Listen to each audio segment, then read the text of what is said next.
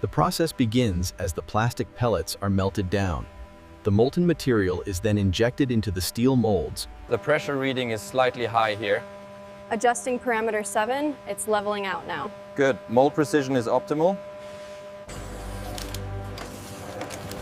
Every pen is assembled and tested for smooth writing.